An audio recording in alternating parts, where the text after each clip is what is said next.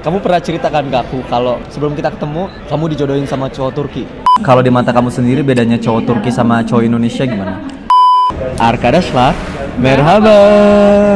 Oke guys, kembali lagi di channel Ahmed Stefan. Sebenarnya ini kita mau buat video yang iseng-iseng aja. Aku pengen semacam kayak semi-semi Q&A gitu ya, karena aku ngeliat pertanyaan temen-temen semua di kolom komentar. Dan kayaknya kalau misalnya kita jawab satu-satu lewat chat gitu, terlalu panjang ya, capek. Karena ya. semua orang bertanya pertanyaan yang sama. Ya benar. Nah jadi aku berinisiatif untuk membuat video ini dan mempertanyakan beberapa pertanyaan teman-teman yang ada di kolom komentar ya guys. Pertanyaan yang umum dari kalian. Yes, betul. Aku pengen Buse bercerita dari perasaan Buse gimana dari sisi kamu gitu. Karena kan di video yang sebelumnya perasaan aku semua gitu kan, aku ngejelasin, aku ngomong, kamu ngomongnya sedikit gitu. Iya benar. Nah aku pengen di video kali ini, aku pengen kamu ngejelasin perasaan-perasaan kamu. Dari awal sampai hari ini apa yang kita rasakan. Iya benar. Sebenarnya nih videonya aku anggap buat video dokumentasi aja sih, karena nanti di masa tua kalau misalnya antara aku atau saya pengen reminder lagi masa-masa muda kita bisa nonton video ini juga gitu. Jadi ya, untuk peringatkan rasanya gimana sebelumnya. Iya benar. Di awalnya. Nah sebelum kita mulai nih, banyak banget dari teman-teman semua yang komen, wah calon istrinya lancar banget bahasa Indonesia. Iya, aku juga lihat bisa lancar banget bahasa Indonesia. Banyak yang nanya, kenapa belajar bahasa Indonesia ya? Kenapa bisa bahasa Indonesia? Iya kan? Ini kan aku orang Indonesia guys. Ya habis kamu nikah sama orang Indonesia. Sebenarnya pertanyaan ini udah kita jawab ya di video yang sebelumnya, pernah juga ada Q&A. Cuma nggak apa-apa kita jawab lagi, dan kali ini ngejawabnya lebih banyak gitu, lebih detail ya. Lebih detailnya aku bisa menceritakan.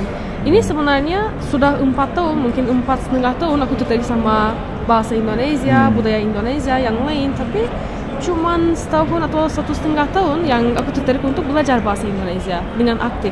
Sebelumnya aku cuman 4 tahun yang lalu aku cuman ada beberapa teman dari Indonesia. Aku lihat mereka orang baik, mereka suka sama orang Turki, mereka tertarik sama sejarah Turki. Jadi aku rasanya orang-orangnya dekat sama aku, lebih dari teman-teman dari Turki. Aku rasanya lebih nyaman sama orang Indonesia daripada orang Turki. Orang Turki kayaknya lebih serius, gak suka senyum-senyum. Kalau orang Indonesia bukan kayak gini. Kalau di luar aku bahkan gak ketemu, kita belum kenal, tapi mereka senyum sama aku. Jadi dengan waktu aku tertarik sama orang-orangnya. Kenapa mereka selalu senyum? Kenapa mereka selalu nyaman? Ada banyak disaster di negaranya, orang-orangnya nyaman banget, kalem. Bukan kayak orang Turki, kita panik, kita marah, cepat marah. Kita karakternya beda banget dari orang Indonesia. Karakternya beda. Jadi ini yang buat aku tertarik sama Indonesia 4 tahun yang lalu. 2000 berapa sih itu? 2018. 18. Oh pertama iya. kali aku ketemu Indonesia. Itu waktu aku masih, karena aku datang ke Turki 2017. 2018 tuh aku mulai S1 aku. Iya, ini pertama kali aku dengar nama negara Indonesia. Oh iya. Sebelum 2018. itu aku kirain Bali itu di India. Waduh. Di India dong. Orang Turki umumnya nggak tahu tentang Indonesia. Negaranya di mana, negaranya apa, orang-orangnya kelihatannya gimana, kita nggak tahu. Setelah aku ketemu beberapa orang Indonesia di media sosial, karena saat itu aku coba belajar bahasa Inggris. Tapi orang Inggris belum pernah kirim pesan, belum pernah balas pesan-pesanku. Cuman ada banyak orang Indonesia yang pesan, yang menjawab pesan-pesannya. Jadi aku ketemu orang Indonesia. Dan setelah itu ada acara Indonesia 17-an di Konsul Jenderal di Istanbul. Sebenarnya aku beruntung karena mereka gak undang aku gak tahu apapun. Tapi ada temanku yang bilang, aku gak bisa ikut acaranya. Kamu mau gak ikut untuk aku? Oh gantian gitu, iya, switch place-nya ya? Gantian itu. Jadi pertama kali aku ikut acaranya itu acara 17-an di Konsul Indonesia. Konsul Indonesia gitu, iya. Aku lihat semua orang pakai baju-baju tradisional yang batik. Saat itu aku gak tahu itu apa. Bahkan ibu-ibunya itu dansa, mereka suka seru-seru, semuanya senyum. Dan aku coba makanan-makanannya juga enak. Jadi aku lebih tertarik tentang Indonesia. Ini negara apa ya? Ada banyak budaya, di setiap pulau ada banyak budaya lain. Aku dengar bahasanya lucu, setiap kota punya bahasa yang khusus. Jadi aku tertarik banget sama Indonesia. Waktu itu aku memutuskan untuk mengajar bahasa Turki sama orang asing. Tapi dengan waktu aku berubah ini untuk mengajar bahasa Turkinya sama orang Indonesia. 2 tahun aku mengajar bahasa Indonesianya dalam bahasa Inggris. Karena aku belum belajar bahasa Indonesia, aku cuma pakai bahasa Inggris untuk teman-teman. Selama 2 tahun itu kamu ngajarin bahasa Turki pakai bahasa Inggris dulu? Iya benar. Gitu ya? Iya. Dulu dulu ada banyak orang asing juga di kelasnya, bukan cuma orang Indonesia. Tapi dengan waktu aku lihat orang Indonesia lebih tertarik sama Turki. Lebih banyak ada kesempatan untuk mengajar kelas-kelasnya yang lain. Jadi aku mulai belajar bahasa Indonesia. Ini kayaknya tahun 2020. Aku mulai belajar bahasa Indonesia, tapi gak aktif. Cuma beberapa kosakata yang aku butuh. Aku lapar. Aku haus. Penting kosakata makan. Harus ke WC, di mana WC? Gimana bisa ke tempat ini, kayak gitu, yang simple-simple. Untuk apa kabar yang lain. Tapi setelah aku mulai mengajar bahasa Turkinya dalam kursus aku dalam bahasa Indonesia, aku rasanya harus belajar bahasa Indonesianya lebih aktif, biar lebih efektif untuk orang-orang yang di kelasnya. Jadi aku belajar dari buku-buku, aku dengar lagu-lagu, aku praktik sama teman-teman, aku ikut semua acaranya, aku cari budaya Indonesia gimana, pakaiannya gimana. Dan dengan waktu, dengan praktik bahasanya, alhamdulillah sekarang bisa bahasa Indonesia. Bisa lancar banget loh. Gila. Ini ya, pertama kali aku ketemu sama kamu, itu kan 2022 ya, tahun lalu sih? Benar, tahun lalu. Ya, tahun lalu. Aku ketemu sama kamu, bahasa Indonesia kamu tuh masih lancar sih, cuma masih agak-agak baku kaku gitu loh. Karena aku gak pakai terlalu sering kayak sekarang. Iya ya. Sebelumnya aku pakai sedikit bahasa Inggris, sedikit bahasa Indonesia sama teman-teman. Iya, bahkan waktu pertama kali kita ketemu juga all day itu ngomongnya pakai bahasa Inggris kebanyakan gitu kan. Juga ada banyak teman-temanku di Turki, mereka bilang kita lagi belajar bahasa Turki, mari kita praktik bahasa Turki. Jadi aku pakai bahasa Turki. Atau kalau mereka tahu bahasa Inggris, mereka pakai bahasa Inggris biar lebih efektif kita bergobrolnya. Iya. Jadi gak ada banyak orang yang aku bisa praktik bahasa Indonesia di sini. Tapi setelah kamu datang, kamu gak pernah pakai bahasa Turki, bahasa Inggris, kamu langsung pakai bahasa Indonesia setiap hari. Bahasa Indonesia lebih gampang daripada Turki. Soalnya pertama-tama kan untuk mempermudah kita komunikasi waktu itu pakai bahasa Inggris ya, karena kan bahasa yang kita bisa kuasai dengan baik gitu di antara kita berdua. Nah, waktu hari pertama, hari kedua ngomong pakai bahasa Inggris, selama seminggu tuh kan kita di Istanbul ya, jalan-jalan semuanya kemana-mana. Terus aku balik ke Konya, waktu itu masih di Konya, masih S1 ya waktu itu. Terus waktu ketemu sama kamu lagi, itu aku udah pengen ngomong bahasa Indonesia 100% gitu. Soalnya biar aku juga pengen kamu bahasa Indonesianya kan lancar gitu. Aku juga senang karena saat itu aku kerja di company Indonesia. Aku harus berbicara bahasa Indonesia setiap hari, tapi itu kurang. Gak ada orang yang praktik juga. Iya. Tapi alhamdulillah aku beruntung kamu pakai 100% bahasa Indonesia sama aku, jadi bisa lancar. Iya loh. Kerasa banget sih bedanya kamu dari yang dulu pertama kali kita ketemu sampai sekarang tuh lebih lancar bahasanya gitu. Iya, aku juga rasa ini. Bahkan sekarang juga saya masih aku ajarin beberapa kosakata bahasa Indonesia gitu kan. Misalnya kayak kosakata di kamar, kosakata di rumah, apa guys, gitu. aku belajar bahasa Indonesia dari komentar-komentar kalian. Iya, aku dari baca, komentar-komentar. aku nanya ini artinya apa ya? Yang kayak apa tuh, gak neko-neko gitu kan. Iya, ada komentar yang bisa gak neko-neko, jadi aku bingung neko-neko itu apa, aku langsung nanya. Aku belajar dari komentar-komentar. Iya, dari komentar-komentar kalian juga. Kalau misalnya saya baca, ini artinya apa? Aku kasih tahu nih artinya ini, dipakainya buat ini, dipakainya buat itu gitu. Jadi emang apa ya, asik sih belajarnya ya. Iya, aku juga lebih suka belajar kayak gini. Kalau aku ikut kursusnya, aku belajar dari bukunya bosan banget. Beda emang. Bosan. Belajar bahasa emang lebih seringnya praktek ya, lebih gampangnya praktek gitu. Nah, untuk semua bahasanya itu sama. Iya, benar-benar. Berarti kamu belajar bahasa Indonesia tuh bukan buat cari suami orang Indonesia kan? Sih, kok bisa belajar bahasanya untuk cari suami? Ini bukan. Adventure aku, perjalanan aku mulai dengan budaya Indonesia karena aku suka budayanya, makanannya, dan orang-orangnya baik kayak gini. Bukan untuk cari suami, itu aneh banget. Kalian juga jangan belajar bahasa untuk cari suami. Belajar bahasanya untuk berubah hidup kalian. Jangan cari istri katanya. Kamu emang belajar bahasa Turki untuk cari istri? Enggak dong. Iya kan? Enggak. Aku emang belajar bahasa Turki karena aku kuliah di Turki kan. Iya. S1, S2.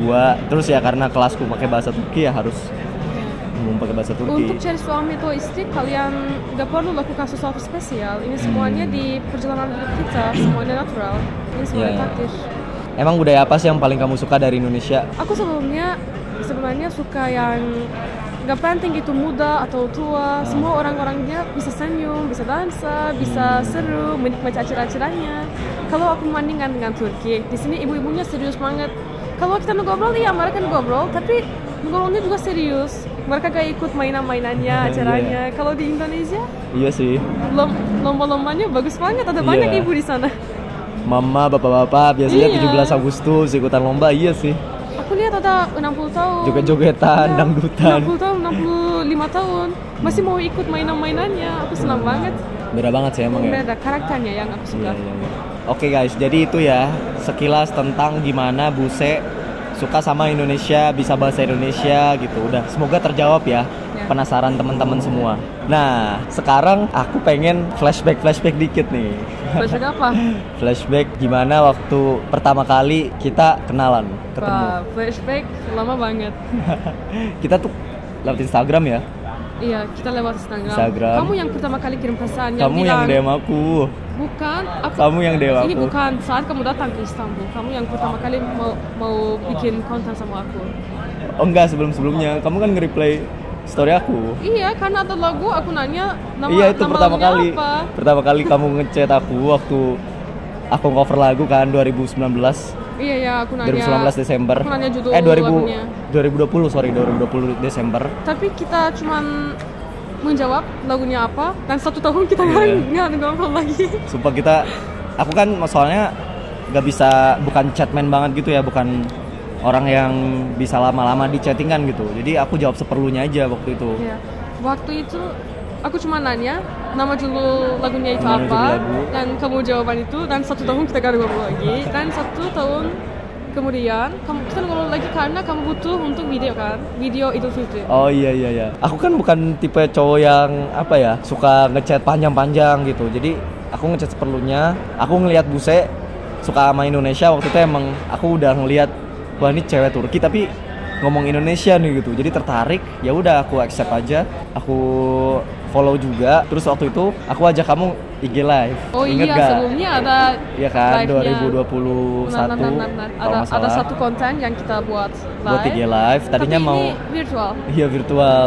Kita jadi selama 1 tahun tuh temenan virtual tuh. Aku tadinya pengen ini sih, karena kan waktu itu masih nyari-nyari ide ya, siapa ya yang enak dia jadiin teman konten gitu. Karena Iya, emang ya gimana ya guys ya. Ini hidup YouTuber guys. Iya. Jadi Cari konten orang-orang kreator yang asik. harus bisa terus menghidupi konten gitu kan. Terus ya udah aku cari orang-orang yang asik lah, yang satu frekuensi gitu. Aku ajak konten. Ada banyak banget orang Turki tapi gak semuanya mau diajak konten gitu. Juga karena waktu itu aku di Istanbul, kamu di Konya, jadi kita jauh, kita gak bisa ketemu untuk bikin konten. Kita cuma bikin satu konten tentang Idul Fitri, tapi ini virtual. Aku Iya, yang benar. menjelaskan kita ngapain di Idul Fitri, dan kamu tambahin di video kamu. Iya benar-benar. Itu tahun 2021. Iya. 2021. Dan 1 tahun kita gak ngobrol lagi. Gak ngerasa tahu sih. Berapa bulan doang. Mungkin 8 bulan. Dan Kayak- akhirnya kamu bilang, aku akan datang ke Istanbul. Ya, jadi waktu itu kan habis selesai ujian akhir semester 8 tuh, semester akhir. Karena kalau misalnya S1 aku di Turki itu nggak ada skripsinya kan. Jadi kita cuma ujian akhir aja, ujian akhir semester.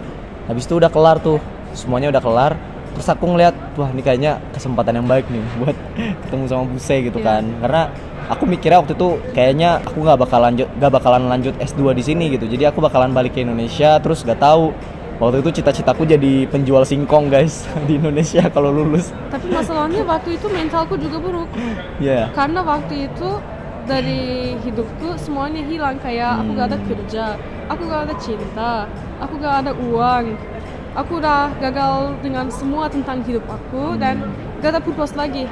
Aku ngapain aku gak tahu, aku stres banget waktu itu. Dan kalau kamu bilang ayo kita jalan-jalan itu obat untuk sembuh dari semuanya dari hidup. Jadi aku menerima, boleh aku akan jalan-jalan, aku suka bikin konten juga, jadi itu pasti seru aku bilang.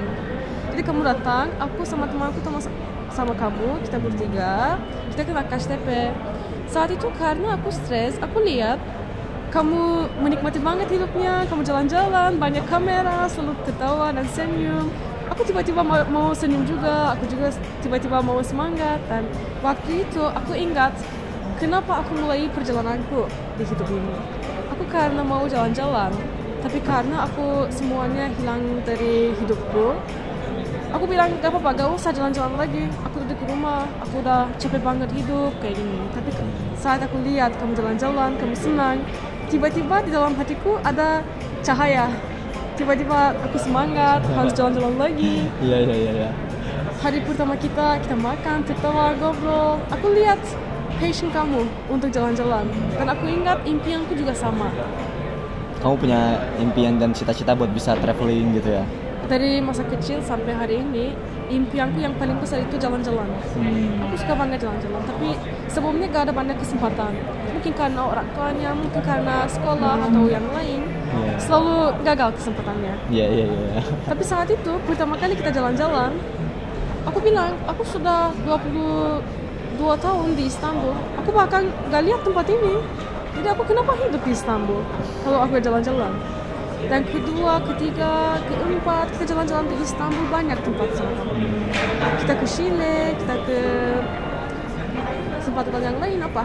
Kita kemana saat itu? Galata Tower, Adalar, semuanya. Banyak banget sih. Jalan-jalan. Jadi dalam 1 minggu tuh kita setiap hari jalan-jalan dan ngeras semua list tuh langsung habis. Iya benar. Dan pertama kali aku rasanya, wah aku hidup sekarang. Ini kan hidup. Aku bilang. Iya. Lucu juga ya kalau diingat-ingat.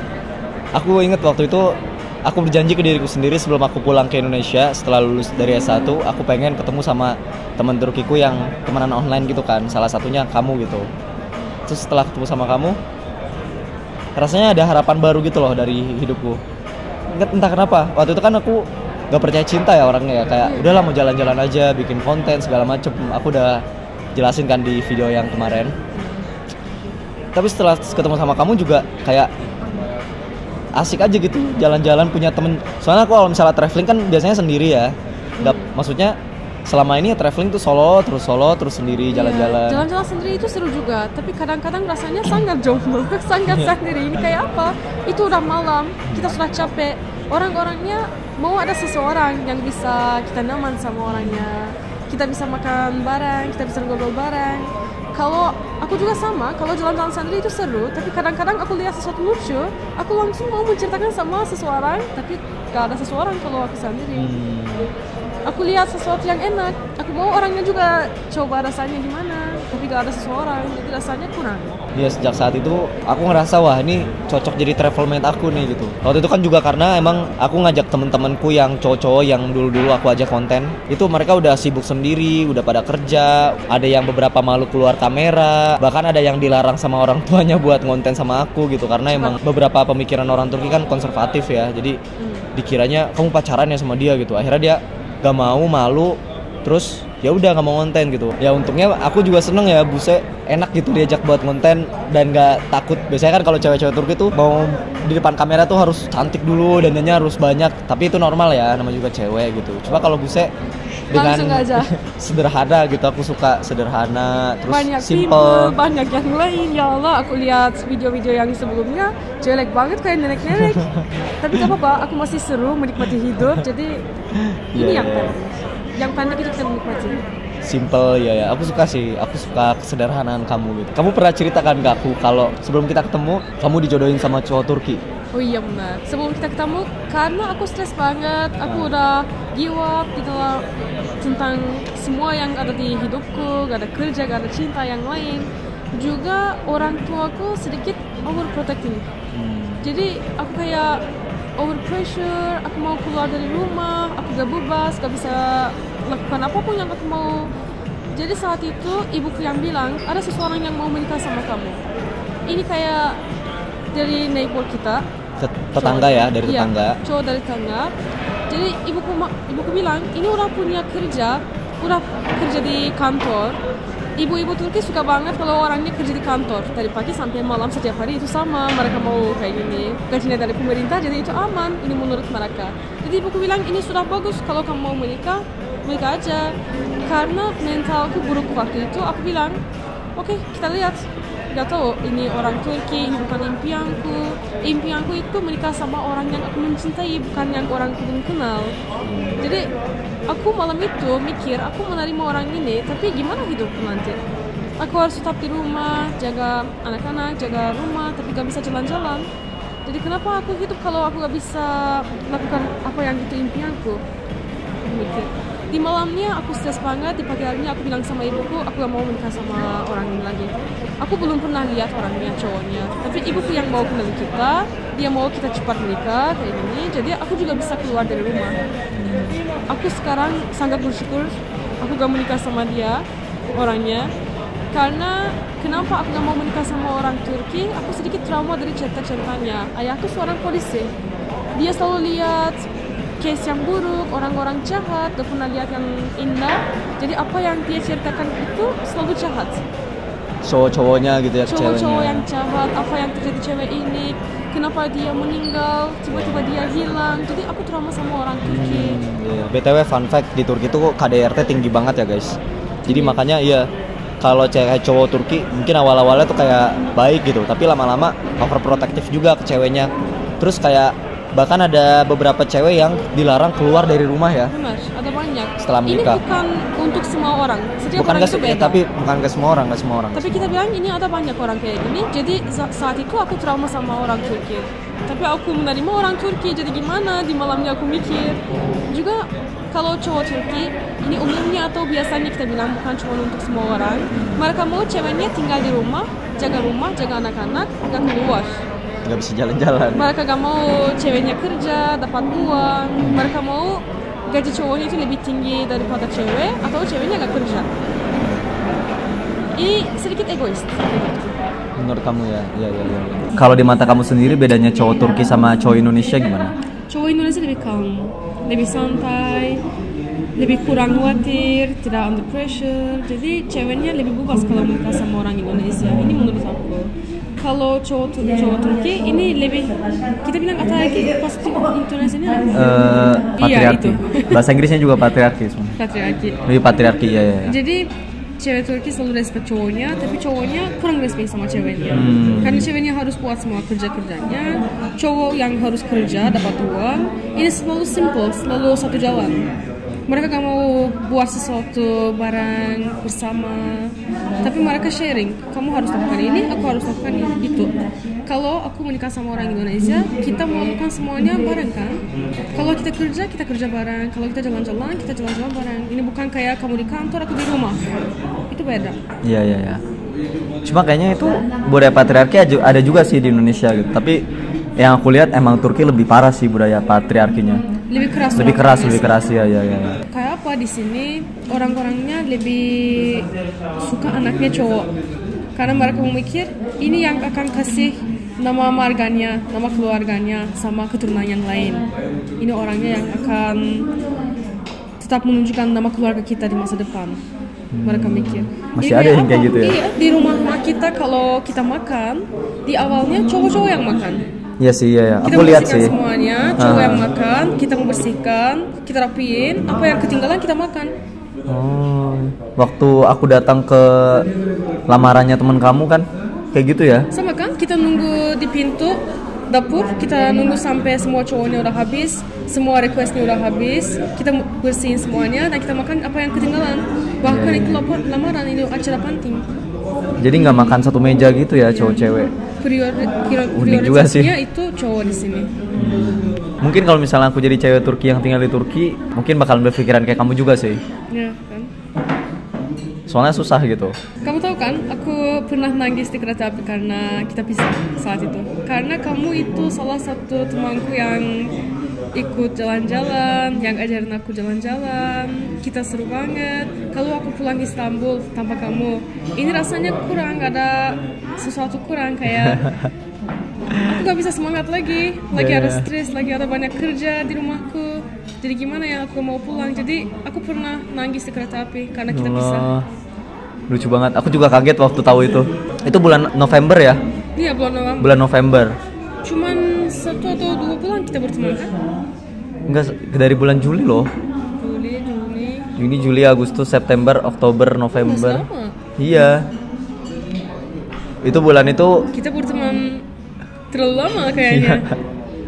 Rasanya terlalu lama ya. Padahal itu masih temenan ya, dan kita aku belum menyatakan perasaan aku, belum buat video yang itu. Tapi kayak waktu kita pisah, aku waktu itu udah di Eskişehir, kan Buse balik ke Istanbul naik kereta, tuh kayak di drama-drama gitu loh. Aku gak mau nangis di depan dia. waktu dia pergi kayak tiba-tiba aja gitu ada yang Iya, kehilangan. aku juga udah biasa untuk menulis diary di HP. Aku nulis setiap hari apa yang aku lakukan hari itu, apa yang rasanya. Tapi hari itu aku mulai menulisnya, kita menikmati hidupnya, kita seru, kita tertawa. Aku menulis kita tertawa tapi aku nangis di kereta api. Karena aku tertawa di sini tapi aku harus pulang. Iya. Ini part yang aku paling benci. Kalau jalan-jalan sama seseorang yang aku suka atau aku mencintai, yang paling buruk partnya itu pisah, waktu pisah. Iya sih. Emang sih, di mana ada pertemuan di situ ada perpisahan gitu ya. Dan konsekuensi dari pertemuan adalah perpisahan. Konsekuensi dari mencintai adalah mengikhlaskan. Asik. Jangan itu sedih banget. Waktu itu aku mau buat kamu shawl karena aku bilang sebelumnya salah satu temanku yang aku lebih menikmati hidupnya bersama. Jadi aku mau kasih sesuatu untuk hadiah. Juga kalau orang Turki, cewek Turki yang buat shawl itu simbol untuk kecintaan kita. Jadi aku suka sama kamu temanku yang terbaik, kamu cowokku. Aku mau menunjukkan cinta itu, bahkan itu bukan cinta untuk hubungan, tapi cinta itu aku mau menunjukkan dengan shawl yang dibuat dengan tangan. Karena itu juga Januari kan, aku kasih itu. Itu juga Januari, dingin. Aku masih mikir apa yang aku bisa lakukan dengan tangan untukmu. Kamu yang ajakin aku jalan-jalan, aku mau kasih kamu kehangatan untuk musim dingin ini. Oh. Wah, so sweet banget. Ya, yang ini. Iya, yang ini misalnya nih sekarang aku pakai. Iya.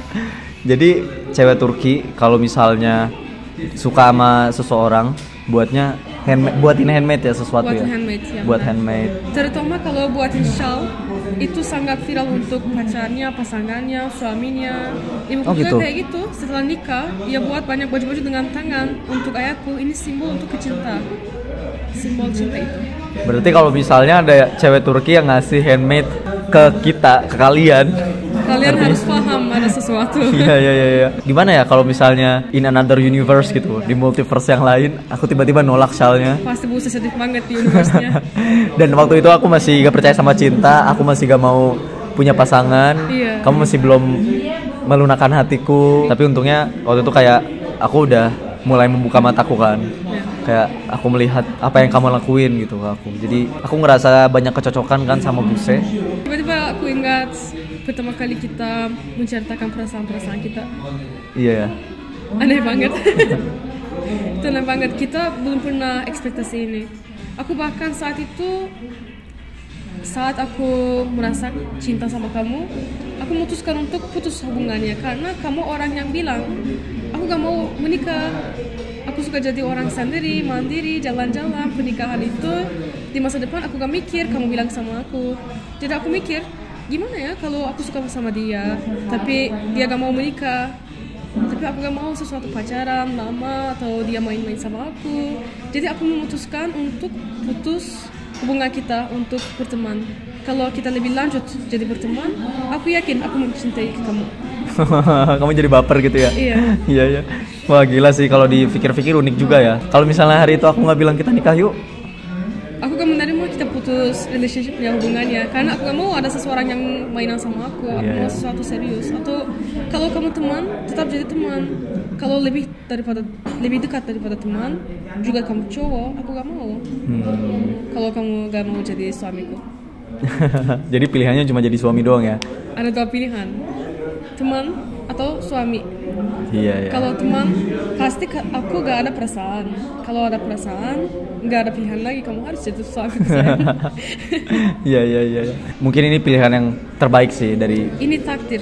Dari aku. Percaya ini. Insyaallah. Ini takdir karena apa yang lakukan sampai sekarang, apa yang kita lakukan sampai hari ini, semuanya natural dan lancar. Aku tidak rencanakan apapun. Kamu akan kenal sama orang tua aku. Aku belum pernah ekspektasi. Itu Idul Fitri, kamu tiba-tiba datang ke rumahku karena ayahku yang menelpon Idul Adha. Karena ayahku bilang, ayo kita pilih hewannya bersama. Itu aneh banget karena aku belum pernah rencanakan. Iya loh. Ada cowok yang akan datang ke rumah. Sumpah loh. Aku juga nggak pernah ekspektasi ya. Waktu pertama kali aku datang ke rumah Buse dan ketemu sama orang tuanya tuh waktu Idul Adha, yang ada videonya aku beli kambing itu, si Asep itu. Itu aku tiba-tiba diundang ke rumahnya, dikasih makanan, dimasakin, diajakin ke kebun, ngambil buah-buahan. Iya. Padahal aku cuma mikirnya oh palingan cuma dicari informasi harganya doang gitu, terus udahlah gitu doang, dilempar harganya segini, dilempar dan gak ketemu sama mereka.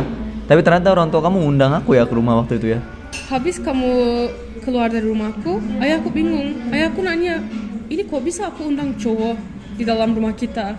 Itu aku harus fighting sama dia karena dia dekat dengan istriku.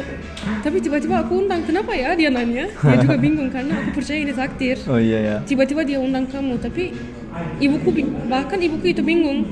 Ayah kamu itu orang sangat keras, orang cepat marah. Kok bisa dia undang cowok di dalam rumahku? Ayahku yang bikin video sama kamu, tertawa-tertawa di videonya. Itu aneh banget, aku belum pernah lihat. Juga waktu itu ayahku bilang kalau dia punya anak laki-laki selalu mau bernama dengan Ahmed. Iya Ahmed ya, dan namaku Aneh Ahmed, nama banget Turkiku Ahmed guys BTW. Aneh banget. Nama Turkiku Ahmed, jadi semuanya kayak coincidence gitu loh. Semuanya kayak coincidence, tapi aku orang gak percaya coincidence-nya. Jadi ini takdir. Iya benar. Ya alhamdulillah. Dan setiap kali ada masalah muncul di antara kita tuh, aku nggak merasa masalah ini yang menjauhkan kita gitu. Justru masalah ini yang membuat kita menjadi semakin dekat gitu. Semakin dekat, semakin tahu each other gitu kan. Iya. Kalau ini aslinya, benerannya, masalah-masalahnya harus buat kita pisah. Tapi masalah-masalah kita buat kita dekat. Aneh. Ya alhamdulillah loh. Mungkin bisa jadi pelajaran nih buat teman-teman kalau misalnya kita pengen mengenal teman kita atau pasangan kita gitu. Kita bisa ngelihat sesungguhnya tuh waktu lagi ada masalah itu gitu. Benar. Masalahnya keluar, aslinya itu keluar gitu, kelihatan. Oh jadi orangnya kayak gini, orangnya kayak gitu. Juga setelah kamu jadi cowokku, kamu jadi salah satu tempat yang kalau ada masalah aku langsung datang. Ya alhamdulillah loh. Aku ngerasa kayak setelah kedatangannya Buse dalam hidupku, aku punya harapan dan punya rumah sih. Ya aku juga sama. Terima kasih ya di rumahku. Gitu, jadi ya alhamdulillah gitu loh. Semuanya kayak garis takdir, aku kayak masih ditahan untuk pulang ke Indonesia dan alhamdulillah dapat beasiswa S2 di sini. Terus juga kamu bantu kepindahan aku dari Konya ke Eskişehir. Dan ya alhamdulillah bisa dari momen-momen itu, dari peristiwa-peristiwa itu kita bisa saling mengenal, lebih dekat dan bisa sampai ada di titik pernikahan kita ini alhamdulillah. Ya, jadi ternyata semua yang terjadi, semua masalahnya atau semua hal yang baik yang terjadi untuk hari-hari ini semuanya direncanakan dari Allah.